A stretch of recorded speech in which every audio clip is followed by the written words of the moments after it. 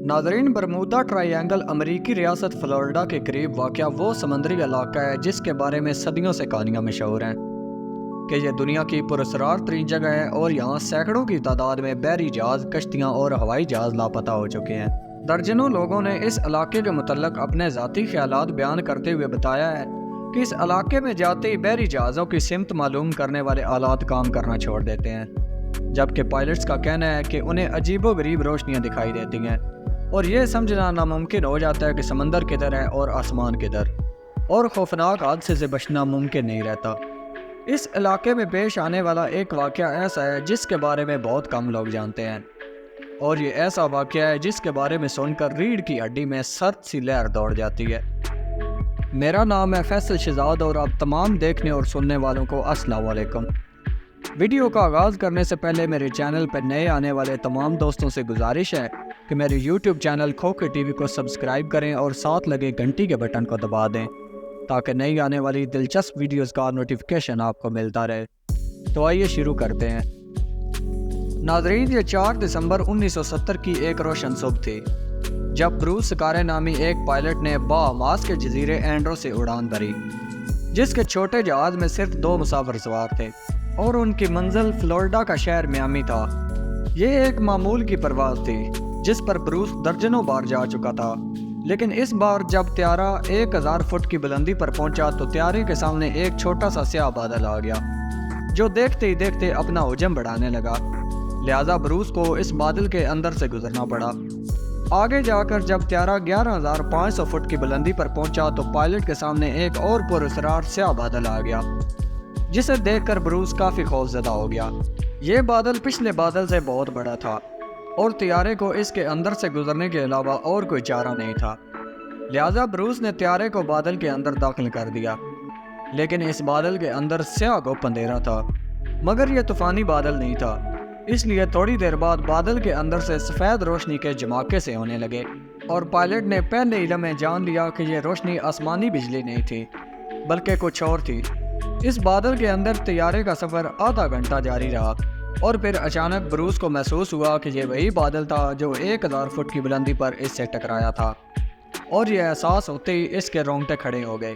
ये बादल एक सुरंग की सी शक्ल इख्तियार कर चुका था और यूं लगता था जैसे ये कभी ख़त्म नहीं होगा, मगर पायलट को अचानक सामने रोशनी की हल्की सी किरण दिखाई दी, जिसका मतलब था कि बादल की सुरंग ख़त्म हो रही है।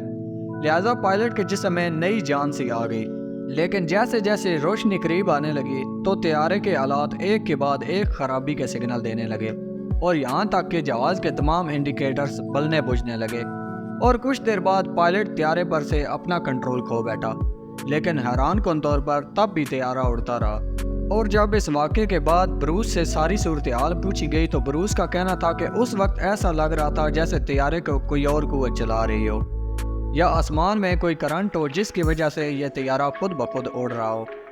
ब्रूस का कहना था कि कुछ ही देर बाद त्यारा बादल की सुरंग से निकल आया और उसके साथ ही त्यारे के आलात ऐसे काम करने लगे जैसे उनमें कोई खराबी हुई ही नहीं थी।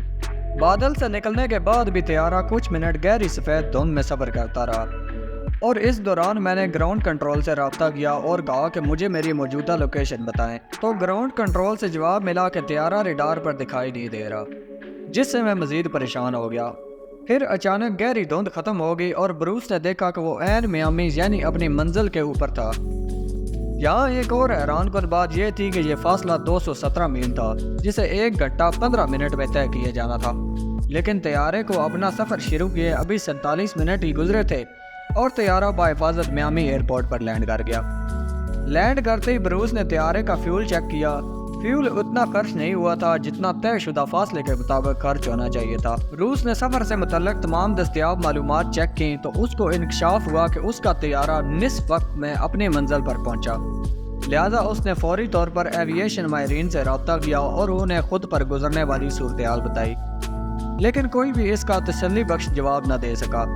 बिल आकर खुद ही ब्रूस ने इस बारे में मालूमात जमा की और इससे एक नतीजा निकाला कि वो उस वक्त बरमूदा ट्रायंगल के बिल्कुल ऊपर था और बादल के अंदर रोशनी के जमाके दरअसल इलेक्ट्रिक फोग थी। जबकि कुछ अफराद ने एक मुमकिन ख्याल ये भी पेश किया कि ब्रूस डार्क एनर्जी की वजह से वक्त की जल्दी तय करने में कामयाब हुआ اور یہ وہی توانائی ہے جس کی وجہ سے ہماری کائنات پھیل رہی ہے۔